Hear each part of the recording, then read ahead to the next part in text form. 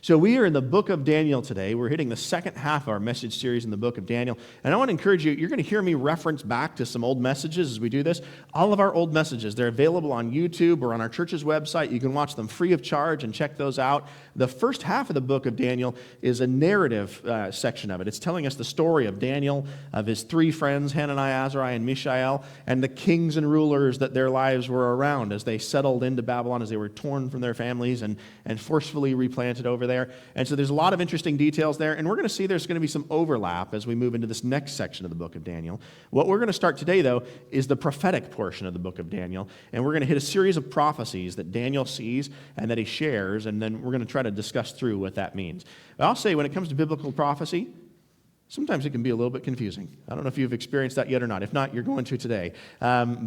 With that, it made me think of, I remember years ago, I don't know if there was a particular subject of school that you struggled with, but for me, it was definitely reading. I always had a hard time with reading math. I could just do, and it was easy. But reading, I stared at those letters, and they just didn't make a whole lot of sense. And I finally, when I was around third or fourth grade, my mom forced me to every morning in the summer to go through a phonics course and sort of get updated, and that helped me get out of that. And my daughter's the opposite. My oldest daughter, Hazel, who's 8 years old, she's the opposite. For her, math is the big struggle point. And the other day, she was having a conversation with her mom, and her mom was trying to help her get some math homework done. And her mom had this equation she was supposed to solve, which is what is 12 plus 7? And she said, that's easy. It's 17. And so her mom said, oh, you're close. You're almost there. You've almost got it, but it's not quite that. Let's think about it again. And so she asked, what's 9 plus 2? Or what's 7 plus 2? What's 7 plus 2? Maybe we can do the little part of the math. And she said, it's 9. And so she said, okay, well then, what is 12 plus 7? And she said, 17. Her mom's like, oh boy, okay. All right, Hazel, it's the same thing here. If we take 10 plus 2 plus 7, that's the same thing as 12 plus 7. And so she said, so what is 7 plus 2? And she said, 9. And then Annabelle said, okay, and then what's 9 plus 10? And Hazel paused for a minute thinking about it, and she said, trick question. So and I feel like sometimes, Hazel is brilliant at reading. I wish I could have had her aptitude for reading. In preschool, she was reading words like Costco as we drove by, and she knew what things were and was reading lettering in the car and stuff like that. And it's like, what on earth is happening with this kid? Definitely that's not from me. That's probably more from mom. But we all have these areas we struggle, right? And academically, some things just come more intuitively to us than others. I'm sure there were subjects that were easier for you and some that were harder for you. I got to say, when it comes to biblical prophecy, especially prophecies that may or may not have been already fulfilled, we can come up with a lot of different conclusions on it, and there can be some debate. And that's going to be the case with our passage today. We're going to have two major ideas about what one portion of this prophecy means. The first part of it, there's general consensus on. People are in general agreement about it. But the last part of it, there's a little bit of debate. So as we discuss this today, let me say, I may not land on the side of the argument that you're on. You might feel differently about it. And I'll say, no matter what we believe on this, it's not a salvational thing. We're not going to go to hell if one of us gets this wrong. So I don't want us to get too upset about it. And yet, I want you to see in the process of this passage, we're going to see a lot about God's sovereignty, about who God is and his capability, and there's some incredible stuff that we'll see in the process of that. So if you have your Bibles, I want to invite you to grab them and open them up to Daniel chapter 7. That's going to be, if you don't have a Bible with you, you can grab one from under the seat in front of you. It'll look just like mine, and if you do that, we're going to be on page 890. So you can thumb open to that. As usual, we're going to read through these passages. We'll read a few verses at a time. In some cases today, we're actually going to read one verse at a time because it's going to be, I think, more time efficient to explain some of them one at a time because some of this imagery is just so otherworldly, and appropriately so, being that it's prophetic in the way that it is. But we'll read a section at a time. We're going to stop and we'll discuss it. And I hope that through that process, God will use that to help bring this to life for you. Let's take a moment before we dive into the passage and come before the Lord in prayer, though. Heavenly Father, we've seen some incredible things in our journey through Daniel so far, and yet I anticipate we've got some bigger ones yet lying ahead. And so I pray as we approach this time, as we approach your throne, as we study your word, that you'd speak to us and help us to be able to connect with you in the studying of it. Please help us to see the truths that are here. Lord, we thank you that you are so sovereign over things, that you can see what happens a million miles out. We aren't. But I pray we would take hope from you and your ability and the love you've extended us. We pray this in Christ's name, Lord. Amen. Okay, so we're going to start with Daniel chapter 7, and we'll begin today with verses 1 through 3. It says, in the first year of Belshazzar, king of Babylon, Daniel had a dream, and visions passed through his mind as he was lying in bed. He wrote down the substance of his dream. Daniel said, in my vision at night, I looked, and there before me were 4 winds of heaven churning up the waters of the great sea. 4 great beasts, each different from each other, came up out of the sea.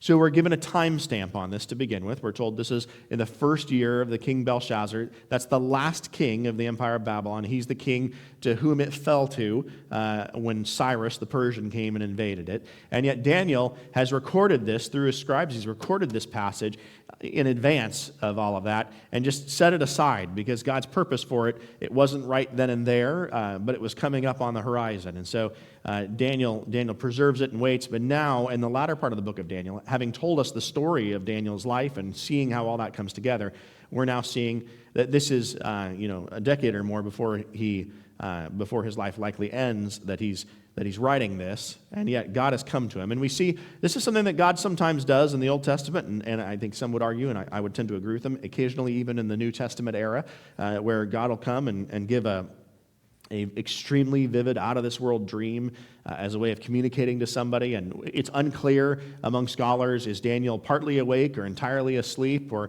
where is this? And that's not even necessarily all that important a question, to be frank. Daniel here gets done with this, and he knows he has had a meeting with God. He knows he's seen something incredible. And we're going to spell out all the details of that vision as we go, but in Daniel's mind, there's no doubt that this is prophetic. And so he's had this vision, and with it, he says in verse 2 that he looked and he saw the beginnings of this vision. He saw the winds of heaven churning over the water. And the water often represents chaos or represents the world generally. And out of the waters with the winds, which the wind and spirit can actually be synonymous in these cases. But God's Spirit is moving over the waters, is drawing out of them 4 different creatures. And so now we're going to see what on earth are these 4 different beasts that come up out of the sea, one after another. And we'll, as we talk about this, talk about each beast, and we'll discuss what they are. But when we get to the 4th beast, I'll warn you in advance, that's the point where there's a little bit of debate. So it's pretty clear on the first ones. The 4th one, we'll discuss some facts, and hopefully you can come to some conclusions with it. Okay, so verse 4. The first was like a lion, and it had the wings of an eagle. I watched until its wings were torn off, and it was lifted from the ground so that it stood on 2 feet, like a human being, and the mind of a human was given to it. Now, this passage is intriguing because Daniel is living in Babylon as he writes this. And fascinatingly, in the archaeological ruins of the city of Babylon we found today, would you like to know what kind of creature you see sitting right over the primary entrance to the city? A giant lion with wings. Well, isn't that odd?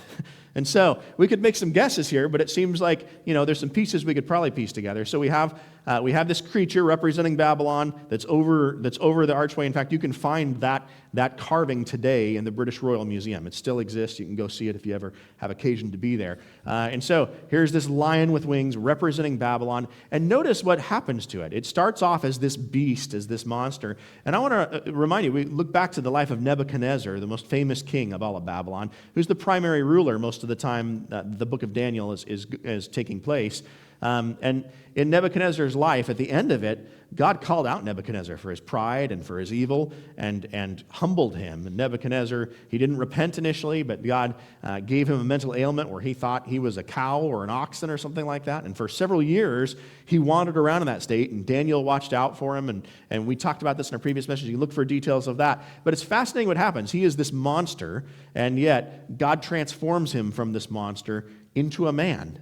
And at the end of the passage that we read in Daniel chapter 4, we see that transition occur, that Nebuchadnezzar, he repents. The first thing he does when he falls out of that mental delusion is he says, all right, God, yeah, you said you were going to do this. I didn't believe you. You did it. You are God of gods. You are Lord of lords. Nobody is bigger than you. And we even get this sense that Nebuchadnezzar is claiming God as his God at this point, that he actually becomes a believer. And so this fascinating transition happens, and we see a person who had acted like a beast start to become a man again. And we know within a year of that time period ending is when Nebuchadnezzar actually passed away. So many of us think, someday in heaven you might actually meet him there as somebody who came to God.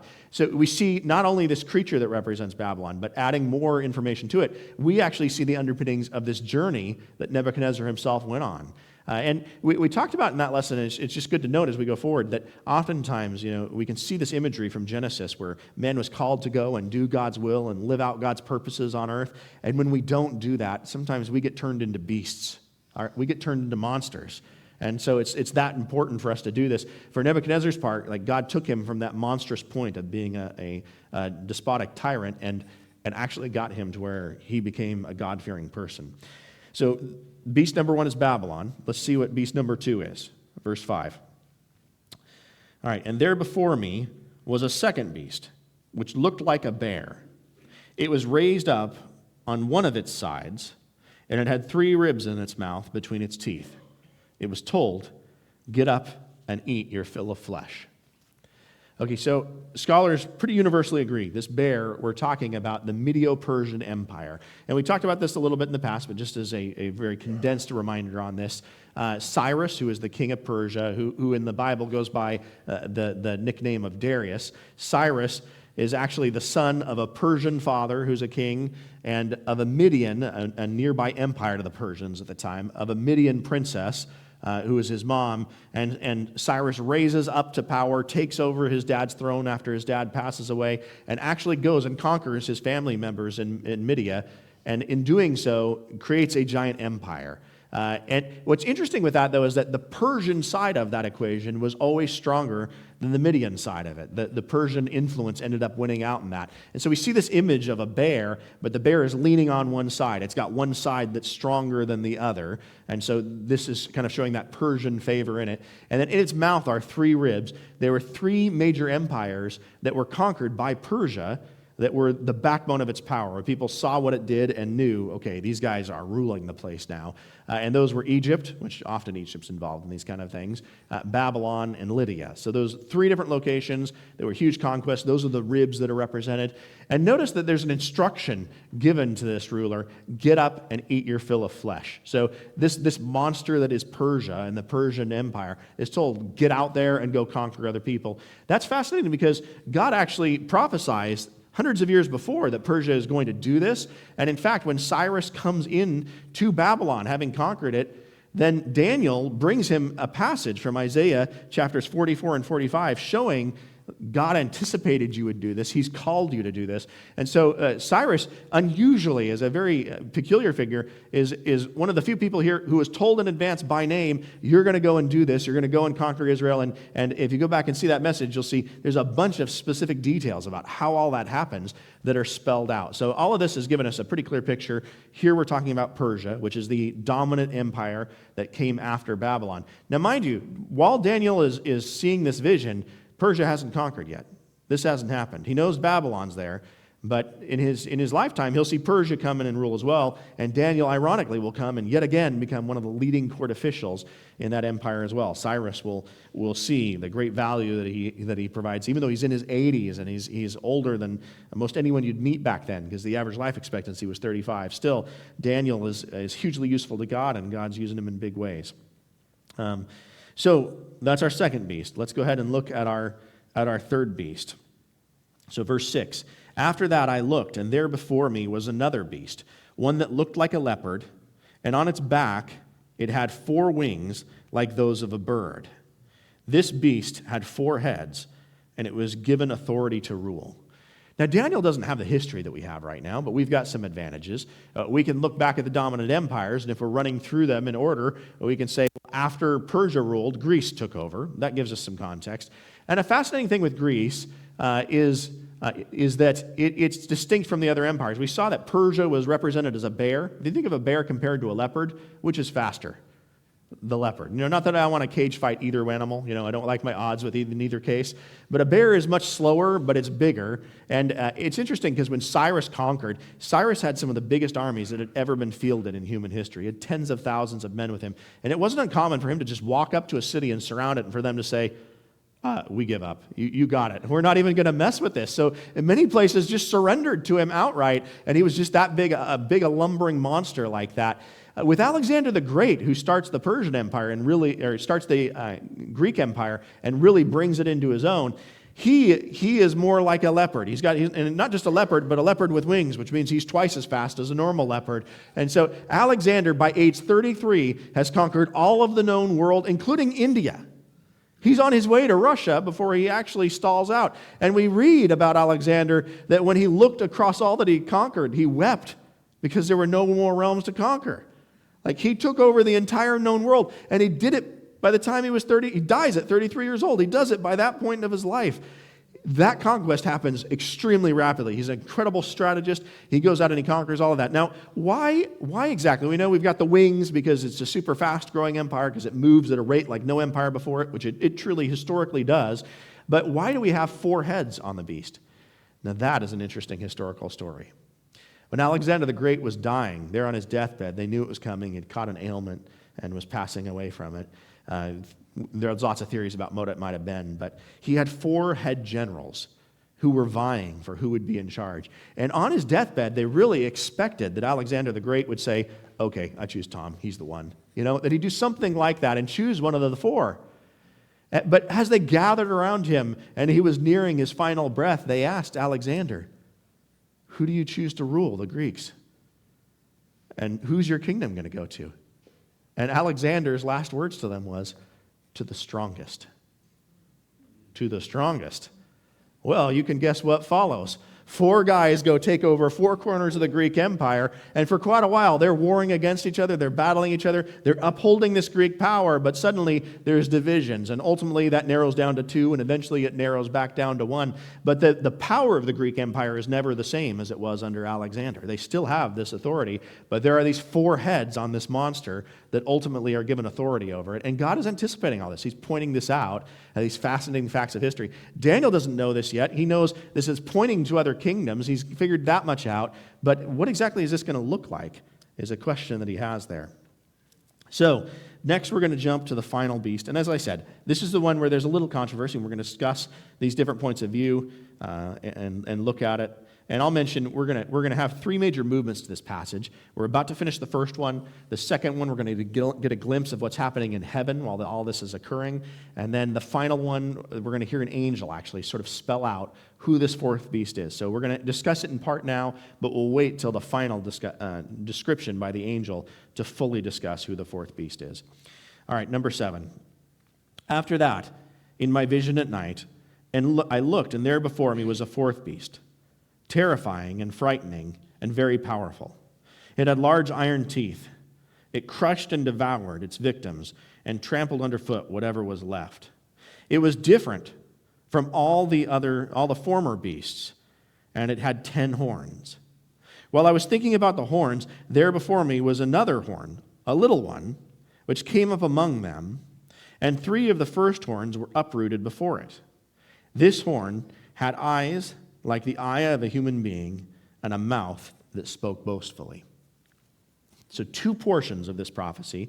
Number 1, notice there isn't an animal it's compared to. Whatever this beast is, it is so otherworldly that Daniel is lacking the words to describe it. It's not a combination of a few critters or something like that. It's just this 4th terrifying, frightening, very powerful, horrendous beast that comes out. And we see some of the attributes of that beast. In the second part of verse 7, it says, it had iron teeth, so it has incredibly sharp teeth, and it crushed and devours its victims. It trampled them, trampled underfoot whatever was left. We'll hear later that it has bronze claws, so it's got these really hard claws that it's ripping at things with. And it was different from all the former beasts. And then it says it has 10 horns. We'll go into the 10 horns in a moment. So general consensus is we're talking about Rome. We're talking about the Roman Empire here. In order of succession, the Roman Empire is the next one that comes. And so this makes sense. Now, as a otherworldly beast, Rome kind of makes sense too, in that Rome itself when it starts to conquer the world, it conquers in a way that hasn't been done before. We've read previously that when Cyrus, the Persian king, took over Babylon and conquered it, he actually started to release religious freedoms back to people who'd lost them previously. Like the Jewish people, they're allowed to go back home. They can worship their gods. Those temple elements that were taken by Nebuchadnezzar generations ago are returned to them, and they're told, go worship your God, just make sure you pay tribute to me. Cyrus was extremely religiously tolerant. Rome is not that way at all. Rome wants you to fall in line or they will stomp you to death. Rome was so spiteful that if you really defied them too much, they'd not only tear your whole city down brick for brick, but they'd drag salt blocks through your fields to make sure you could never even grow a crop again. They did their best to annihilate anyone who got in their way. And it's fascinating because they basically stole their culture from Greece. They copied the Greek culture and changed the gods' names. So in a sense, they didn't have their own. But from the time Julius Caesar came around, if you crossed Rome, just know they would destroy you. They would tear you to shreds if you didn't immediately fall in line. That's different than these empires before. They could be vicious, they could be brutal conquerors, but generally, once they took you over, they were at a point where they'd kind of just let you do your thing. As long as you didn't rebel against them, they let you do your thing. You just got to pay the money you're supposed to pay and send the troops you're supposed to send when the time comes. But Rome functions in a different way. It's a brutal creature. Now, with this, we're going to discuss this a little more later. The question is this Rome simply as the empire leads up to the time of Jesus, or is this Rome as a metaphor, not just for then, but as a metaphor going forward for all the other earthly empires that come until the second coming of Jesus? And to be clear on this, we look at these 10 horns next, and again, we'll go into more detail on them later, but we see there's these 10 horns here that he sees, and there's a little horn that rises up in the middle of them. It's unclear as if that was a small horn to begin with, and grew up and displaced 3 others, or whether it was a new horn, an 11th horn that came up. That gets debated. And in the original language, it could be either. But there are these horns, and each of these horns are representing rulers, and we're going to see what comes from that. But the general debate is, are the events being talked about at the end of this, do they have to do with the first coming of Jesus when he comes to earth and begins his ministry and reveals himself to humanity? Or is this having to do with the second coming of Jesus? Is this about the apocalyptic events where Jesus comes back and judges the world? And so we'll explore that a little bit as we go forward, and you can look at the evidence and try to see if you can see one way or the other as we go through this. But first, let's hear about the divine council, and we're going to hear about some of the events that follow this. We'll continue on with verses 9 and 10. As I looked, thrones were set in place, and the Ancient of Days took his seat. His clothing was as white as snow, the hair of his head was white like wool. His throne was flaming with fire, and its wheels were all ablaze.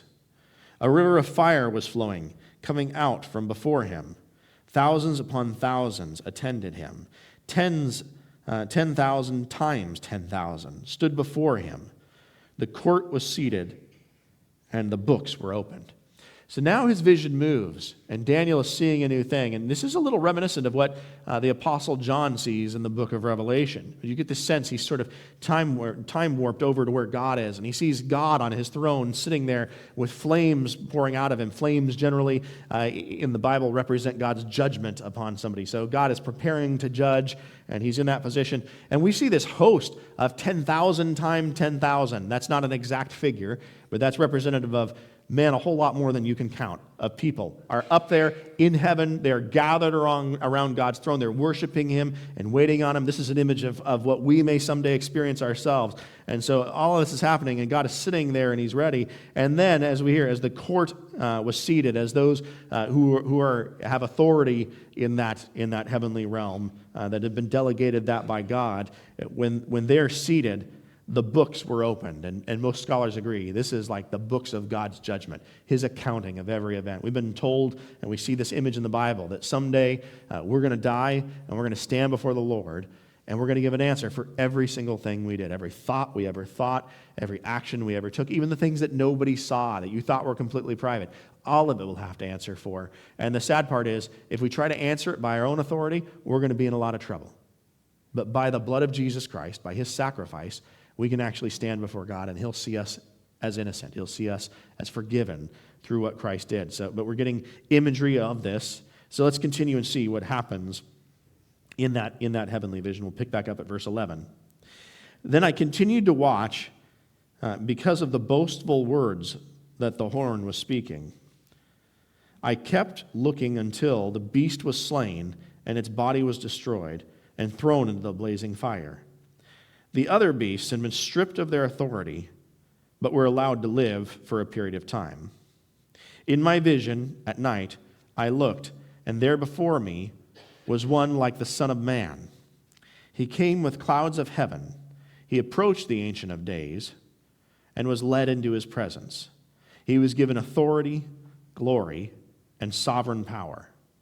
All nations and peoples of every language worshipped him. His dominion is an everlasting dominion that will not pass away, and his kingdom is one that will never be destroyed. So in that part we just read, we have three major movements. We see first, he says he continued to watch, and he watched that boastful horn. And that would be the little horn that grew up and that displaced the others. And some will claim this is the Antichrist, that this is, again, the apocalyptic Antichrist. And then another argument I'm going to present to you today that I think has some good standing is that it's the Emperor Nero, and we'll explore that more in a minute. But we'll collect our evidence first and see how the narrative moves. So this beast is speaking out against God. It's speaking out against God's kingdom and who God is. It's attacking God's people. And for a period of time, it's winning. It's in this position of authority, and everything seems to be going in its favor. And then something changes. Verse 13, it says, and in my vision at night I looked, and before me there was one like the Son of Man. That term, Son of Man, is the term that Jesus uses more than any other term to refer to himself in the New Testament. That's pretty telling, isn't it? He's citing back to this passage in Daniel, basically saying, I'm that guy. That's who I am. And it's used prophetically in the Old Testament to predict who he is, to talk about who he is, because he's God coming down to earth, humbled, living among men. So now Jesus Christ comes into the picture. The beast is killed. It's stripped of its power. You see that the other beasts, those other nations, they're allowed to still exist for a time, but they're removed, all their authorities removed. And we could see, regardless of your interpretation of this, that even though Babylon was destroyed, did the country still exist? Yes, it existed. It didn't dominate anything. It wasn't ruling the world anymore. But Babylon was still there. Greece was still there, even when Rome was. And so for a season, God allows those other nations to live on, but ultimately they'll fall away too. But Rome, he's actually going to bring to a more pronounced end. And so then you see Jesus coming, and Jesus is going to be the root of this.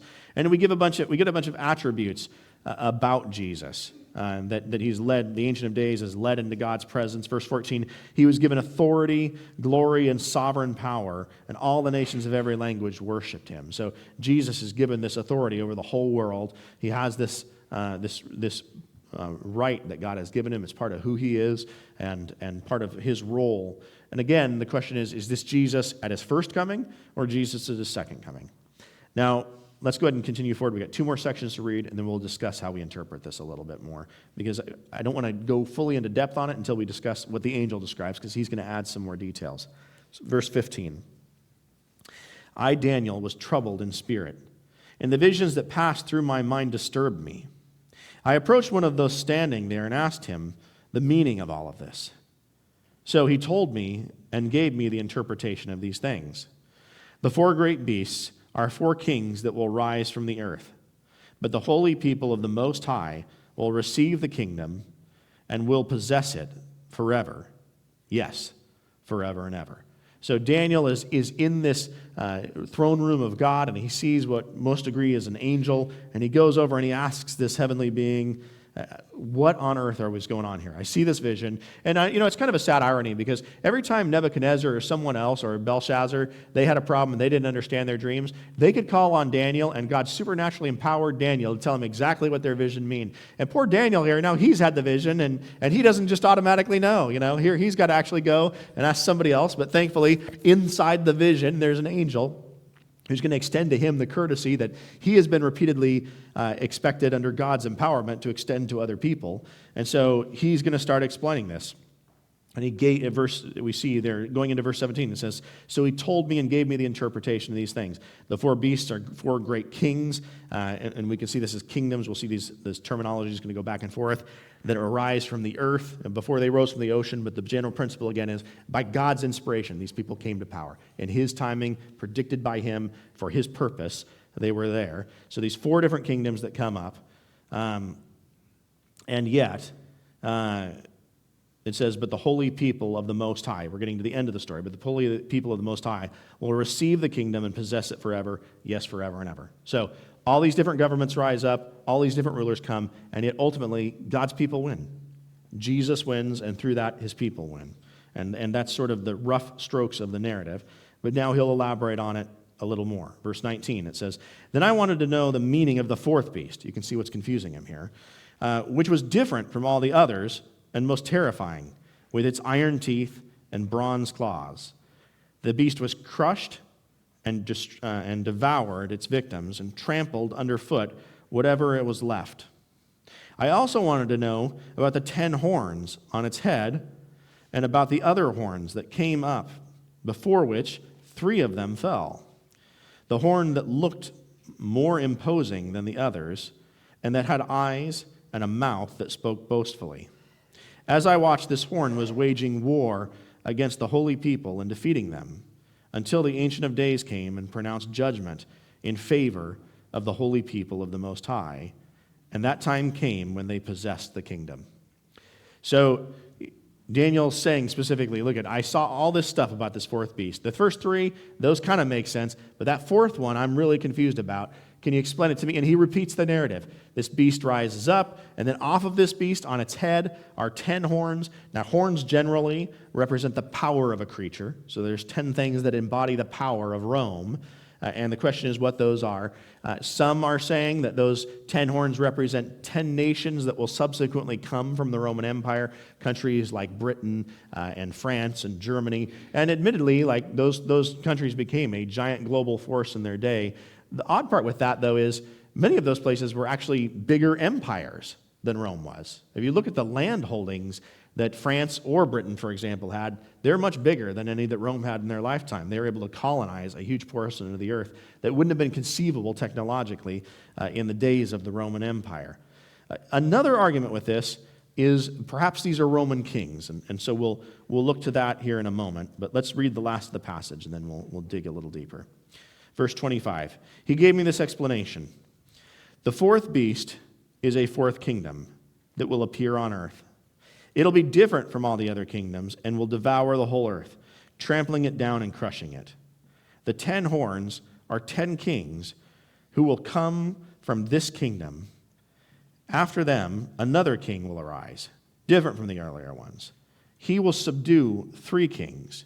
He will speak against the Most High and oppress his holy people and try to change the set times and the laws. The holy people will be delivered into his hands for a time, times, and half a time." That's a timing that you guys use, right? "But the court will sit, and his power will be taken away and completely destroyed forever. Then the sovereignty, power, and greatness of all the kingdoms under heaven will be handed over to the holy people of the Most High. His kingdom will be an everlasting kingdom, and all rulers will worship and obey him. This is the end of the matter. I, Daniel, was deeply troubled by my thoughts, and my face turned pale, but I kept the matter to myself." I want to zoom in on that last verse first.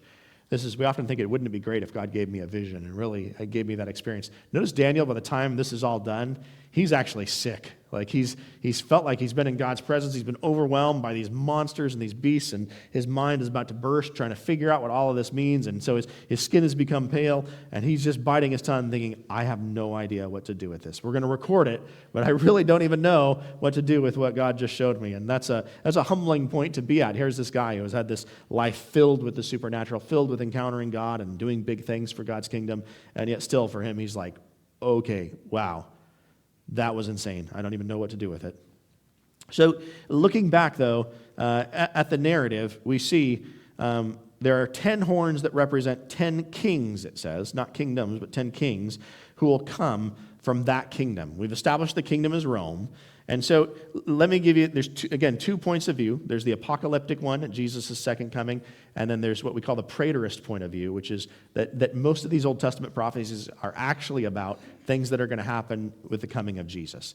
And so with that understanding, I want to point out there were actually, starting with Julius Caesar, and Julius Caesar, he starts his reign at around 50 years before Jesus comes. Starting with him, and then who is the first major unified ruler in Rome, and then carrying through to the fall of Jerusalem in 70 AD, we have 10 different kings that rule in Rome in that time. And those 10 kings bring the Roman Empire from being a reputable force, but not really having conquered the world, to what we call the Pax Romana, one of the prime times in Roman existence. They usher in that time frame. They have more conquest than anyone's had before. They build more roads and more highways than anybody before. In fact, the last king in that lineage that we're going to talk about, who's Vespasian. Vespasian is, on the one hand, the guy who actually goes and destroys the temple, as Jesus had prophesied would happen. And then largely, this is kind of a funny historical anecdote, largely with the money that came from all the gold and all the treasure that was in the temple when it was destroyed, he actually took that, and he's the one who built the Colosseum in Rome. And so, interestingly, the Jewish temple got to fund this secular playground that happened afterwards. But we have these different rulers that come along, and those 10 different rulers, I would suggest to you, are a very possible explanation for who the 10 horns are. Among those 10 rulers, there's one in particular that sticks out, and that is an emperor by the name of Nero. Now, Nero is distinct for a bunch of reasons, but he's the sixth in succession through that Roman lineage. What is unique about Nero is Nero's family around him, and Nero himself as part of this, they removed 3 other Caesars from office in order for him to get there, including his adopted father, whose daughter he had married, and who his mother was married to, including his adopted father. His mother poisons his adopted father as the last ruler that has to be removed, so that he can then take power. And Nero is crazy at an exceptional level. He is. It's not that he's utterly deluded like Caligula, who's one of the men he had killed, but it's even more than that. It's that Nero is utterly narcissistic. He spends as if it's going out of style. He actually spends Rome into oblivion, which makes him quite unpopular. That sounds kind of common nowadays, though, doesn't it, in terms of governing policies?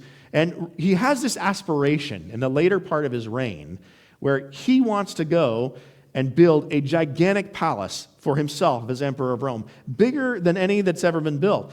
The problem is, right across the river where he wants to build it is where one of the biggest ghettos in Rome is. There's thousands of people who are living there, and they're kind of in the way. And so according to many ancient historians, Nero actually comes in, and he lights that whole place on fire. He has it lit ablaze. Tens of thousands of people are killed in the fires that pursue, but suddenly, hey, here's this giant chunk of land that's open, and he happens to already have blueprints drawn up for that land, for exactly what he wants to build there. And so he goes over and starts building. Now, can you imagine how unpopular a U.S. president might be if he did something like that? Might not go over very well, right?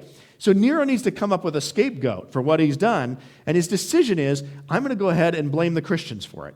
You know, they're kind of a lesser-known group. They've been spreading in the kingdom like crazy. But he says, you know what? It was those Christians. They're the ones who did it. And for the first time in Roman history, Nero becomes the first emperor to start to speak openly against Christianity, to speak openly against God. But not just that, he actually creates a federal policy of, if you can find a Christian, grab him and kill him. And throughout this time, other historians note that Nero, he has the yard of the palace lit with the bodies of Christians who were taken alive and impaled on spikes in the courtyard. And then at night, he actually lights their bodies on fire, and he uses them to light the entranceway. Thousands of Christians in mass are murdered, and Nero goes after them. One historian who was a critic of Nero even records an account of Nero out in his palace yard, dancing around one of these Christians who's been impaled and is now being burned alive, dancing around their corpse and saying, "Ha, ha, ha, now you're the light of the world." A little bit crazy? A little bit? Not the guy you want as a neighbor, I would say. So Nero is nuts. His arising, if he is one of the existing horns that's smaller, his arising, it does displace 3 other kings. Not all of them are directly at his hands, but his family, who's a part of the Julian dynasty, they're all descendants of Julius Caesar. They're battling with other descendants of Julius Caesar to see who gets to have authority. So in that sense, he does displace 3 other people. He is the first ruler of Rome who's mad in that way. And ultimately, his popularity is so poor.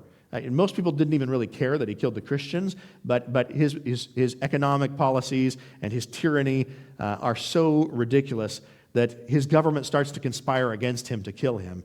And ultimately, he kills himself using a Roman sword and commits suicide, knowing that his end is drawing near. So God removes him from power, takes him out of play.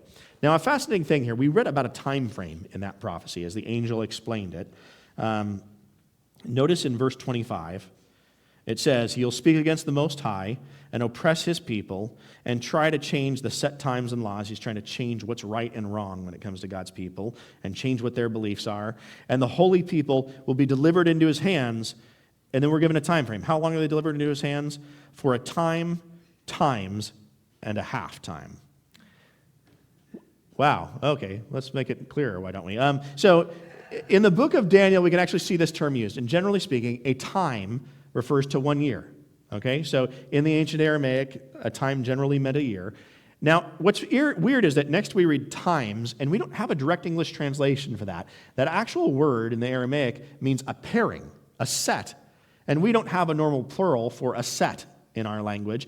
You might think of it, I heard a scholar say as a funny anecdote demonstrating this, that like if I said like, hey, last Saturday I had all my friends over, both of them, and we had a nice time, like that's like maybe the closest you could get. But it's sort of a both thing. So it's a set of 2 times. So 1 year, 2 years, that puts us at 3, and half a time, so 3.5 years. Would you like to know the general time frame from when Nero started things on fire to when he died?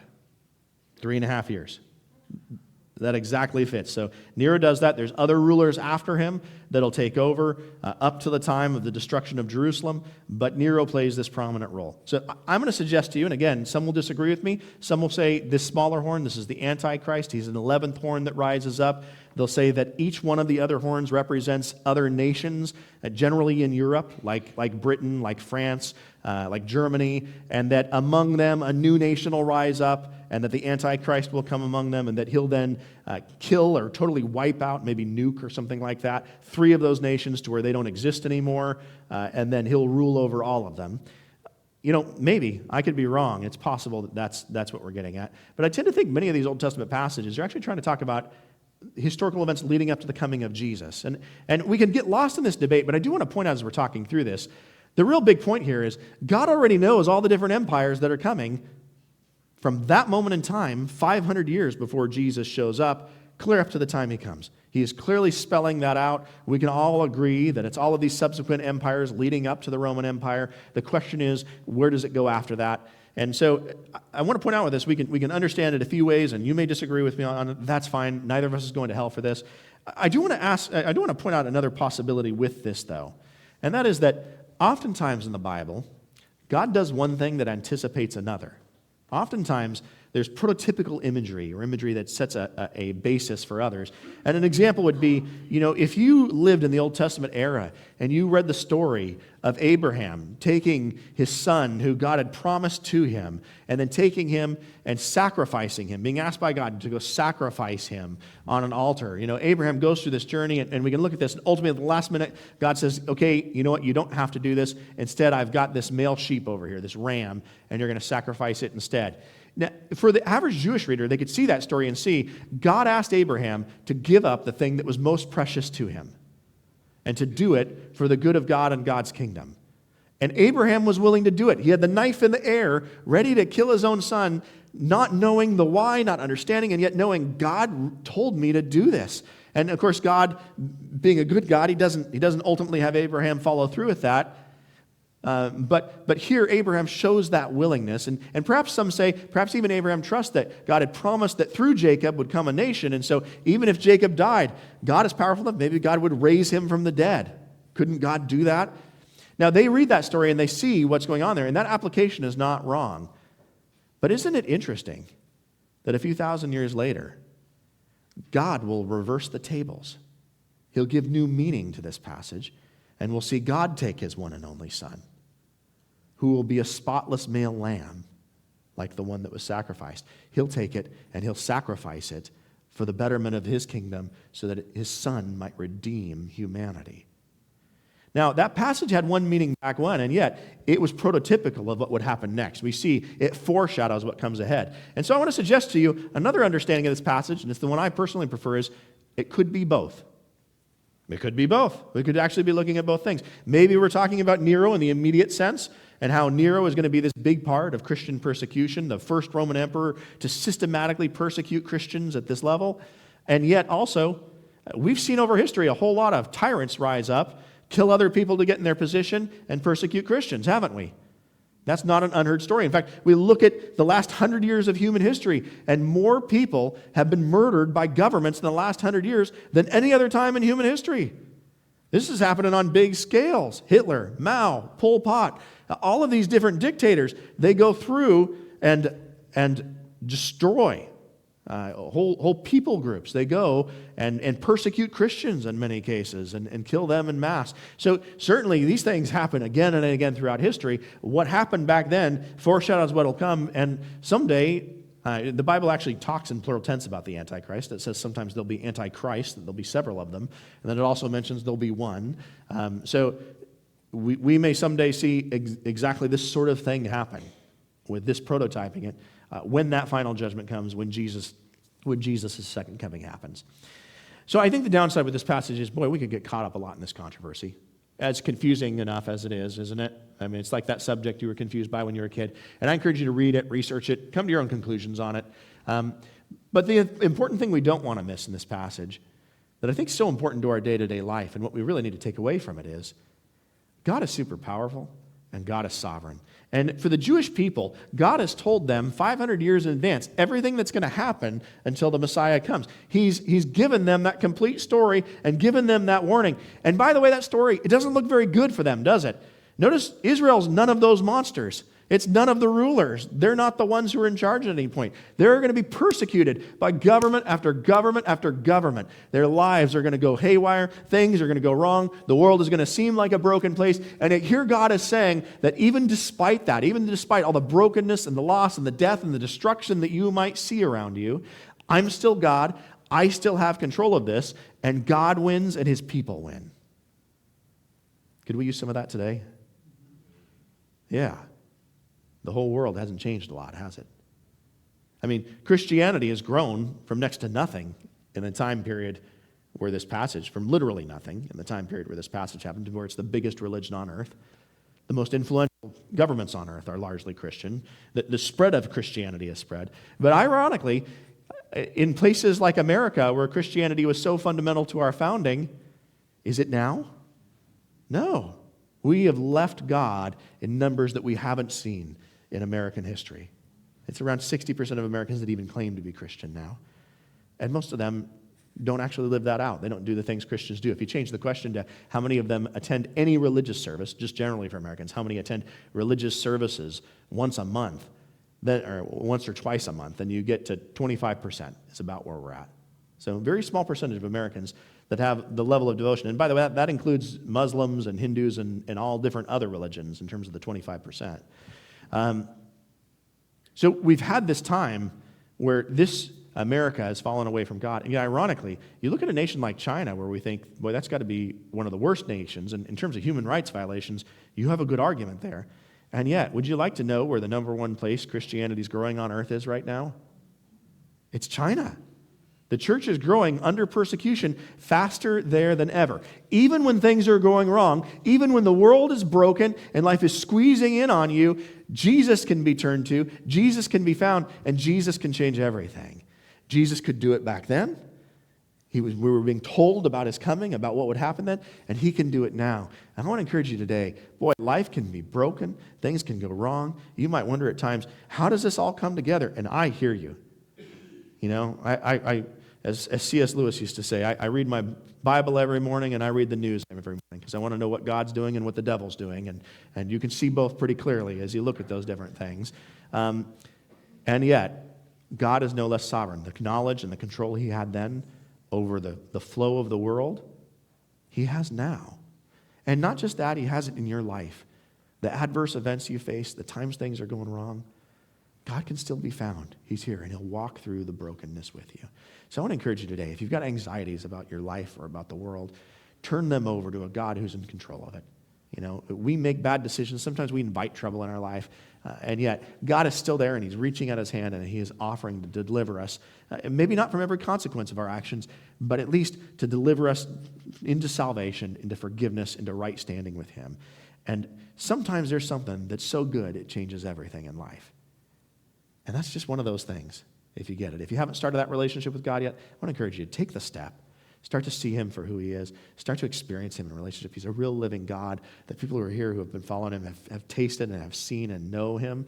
You can do that too. And yet, if you're here and you already know God, I want to encourage you, hold tighter to him. If the world seems really broken and you wonder where he is, he's right where he always was. He's sovereign over this. You're in a place with a lot of broken people doing broken things to other broken people. That's the circumstances we live in, and yet God is sovereign over it. All right, I'm going to invite forward Amy and Michael. They're going to lead us in communion and offering, and Amy will lead us in a closing song. As they come forward, I'll ask you to join me for a moment of prayer. Lord, I can't control what happens in a day in my life. I do my best, but you help me stay humble in that regard. And yet I thank you that you have control over all of these things, that you see every nook and cranny of human existence, and you bring about your kingdom, and you bring about your will, and you rule here on earth, even as evil is happening in every corner of it, that you still have authority here, that you are still redeeming people and bringing us to a time where all that evil will pass away and the perfect thing will be here. Please help us to live in light of that eternal perspective. Help us not to lose hope for broken things in our own lives or in the world now, but instead to find hope from the one good source of it, from you. We pray this in Jesus Christ's name, Lord. Amen.